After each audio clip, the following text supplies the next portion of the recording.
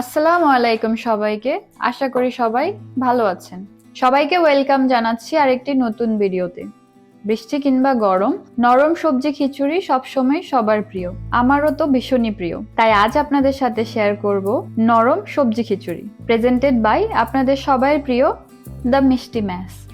সবজি খিচুড়ির জন্য আজকে আমরা নিয়ে নিচ্ছি একটি ফুলকপি, মিষ্টি কুমড়া, বরবটি, মটরশুঁটি, গাজর, আলু আর সাথে থাকবে পেঁয়াজ আর কাঁচামরিচ। তাহলে চলুন এখন আমরা সবজিগুলো কেটে নিই।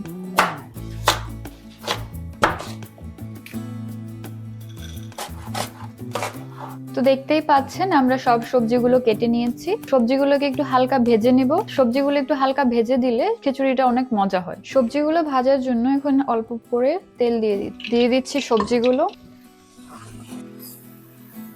খিচুড়ির জন্য এখানে মিক্স করা আছে 300 গ্রাম পোলাও চাল, 100 গ্রাম মসুর ডাল, 100 গ্রাম মুগ ডাল। সবজিগুলো ভাজা হয়ে গেছে, এখন আমরা ঢেলে নেব। এখন দিয়ে দিচ্ছি 1 কাপ পরিমাণ সয়াবিন তেল। এরপর দিয়ে দিচ্ছি 1 কাপ পরিমাণ কুচি করা পেঁয়াজ। সাথে দিয়ে দেব গরম মশলা, এখানে আছে দারচিনি, এলাচ, লং, তেজপাতা।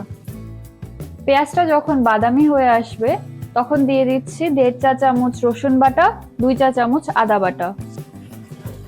মশলাটা যখন ভাজা হয়ে গেছে তখন দিয়ে দিচ্ছি 2 চা চামচ হলুদের গুঁড়ো, 2 চা চামচ মরিচের গুঁড়ো।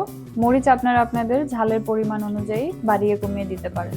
দিয়ে দিচ্ছি 1 চা চামচ জিরার গুঁড়ো আর 1 চা চামচ ধনিয়ার গুঁড়ো, 2 টেবিল চামচ লবণ। হালকা গরম পানি দিয়ে মশলাটাকে ভালোভাবে কষিয়ে নেব। দেখতেই পাচ্ছেন মশলাটা কষানো হয়ে গেছে।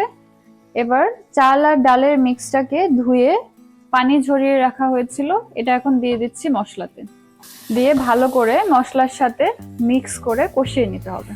চাল ডালটা মশলার সাথে একটু ভালো করে ভাজা ভাজা হয়ে গেলে এই পর্যায়ে আমরা সবজিগুলো দিয়ে দেব। 2-3 মিনিট ভেজে নেওয়ার পরে এখন দিয়ে দিচ্ছি ফুটন্ত গরম পানি।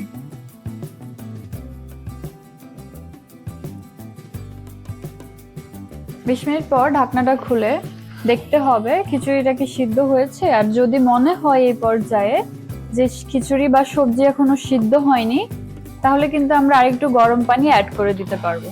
দেখতেই পাচ্ছেন আজকের সবজি খিচুড়ি রান্নাটি হয়ে গেছে। সবজি খিচুড়ি নামানোর আগে আমরা দিয়ে দেব 2 চামচ ঘি।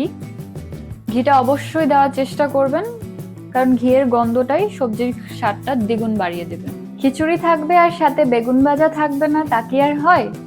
তাই তৈরি হচ্ছে খিচুড়ির সাথে খাওয়ার জন্য গরম গরম বেগুন ভাজা।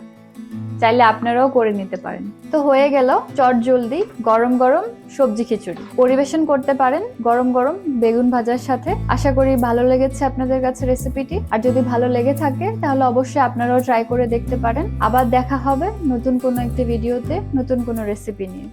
ভালো থাকবেন।